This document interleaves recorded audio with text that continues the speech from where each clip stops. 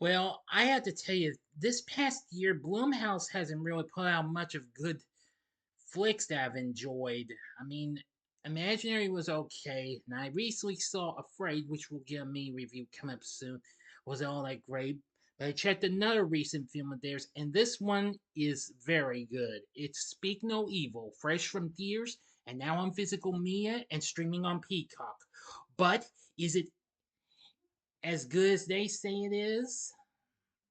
I mean, is it anywhere as good as the actual original Danish version from 2022?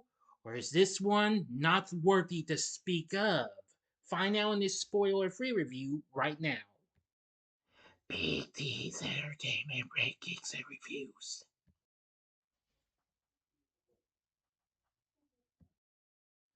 So, greetings, my fellow YouTubers, and welcome to Big D's Entertainment Rankings and Reviews. My name is Doyle, better known to as the Big D, and this time around I bring to you a spoiler free review of the 2024 psychological horror thriller flick Speak No Evil, released by Universal along with Blumhouse.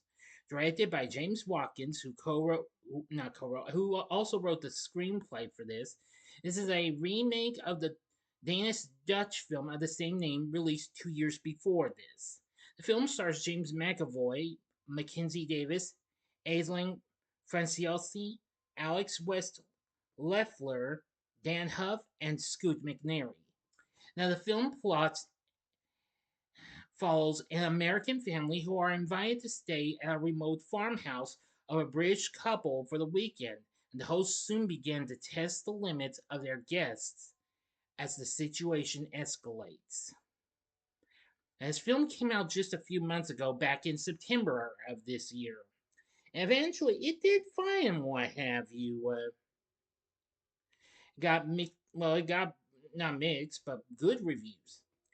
Anyway,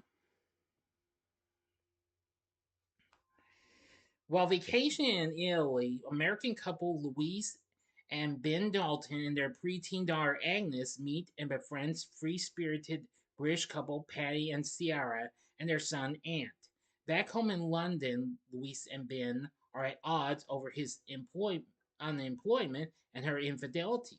A letter arrives from Patty and Ciara inviting the Daltons to a remote farmhouse in Devon. The family decides to go, hoping the change of scenery will be good for them and for Agnes, who has anxiety and is attached to a stuffed bunny named Hoppy. Arriving at the farmhouse, the Daltons are warmly welcomed, but as they spend more time at um, the house, they begin to grow unnerved by strange incidents and passive aggressive behavior from their hosts that cross boundaries. Especially, with the treatment of Ant given by Patty and Sierra, whom they learn was born with a condition that left him with a smaller tongue and an inability to communicate. Well, that's all of this story I'm going to give to you because this is a spoiler free review, and I don't give the whole story away. I only give a little bit, just a little bit at the beginning, and that's it, okay? So this isn't factually spoiling much, okay? So try to understand. Now for my thoughts on Speak No Evil. Now I watched this after it premiered on Peacock last week, and I'm going to say this was really shocking, what have you. Probably one of the most intensest psychological thrillers I've seen in some time. Can't remember what last one was though, but I gotta tell you, it was really something. Anyway, this film did pretty well. It made just about the same million as it did in the U.S. and Canada and overseas. The film made an overall total of 76 million against its $15 million budget. The film's gotten good reviews. It sets at 83% certified fresh on Rotten Tomatoes, saying, harnessing sick suspense from the glimmer in James McAvoy's eye, Speak No Evil remake, is a rare remake that hushes up concerns of been there, done that. Metacritic has a score of 66, and audiences polled by CinemaScore gave the film an average grade of a B+. Now, the remake's ending sparked mixed reactions, as a contrast to the original film's ending. But I will not mention that because I have not seen the original. I had thought about it and I didn't do it. But if I do happen to encounter, if I do decide to get that certain app back and check it, I will certainly try and review that in the future. Okay. And well, Christian Taftrup, the director and writer of the original, criticized the change as well. Now, which I'm again not gonna tell you about it, okay? But even so, I feel like I thought it was very amazing. The atmosphere around the countryside, and when we come to the farmhouse, that was really something, really good. But I really say it does get suspenseful and well, eerie later on, though, but the tension and suspense really builds up. In other words, the pacing really builds up big time. So eventually, despite I was not too thrilled with their other two films from this year, Imaginary and Afraid, Blumhouse eventually redeems themselves with Speak No Evil. I must admit, it was really something. So I really think it was just so exciting.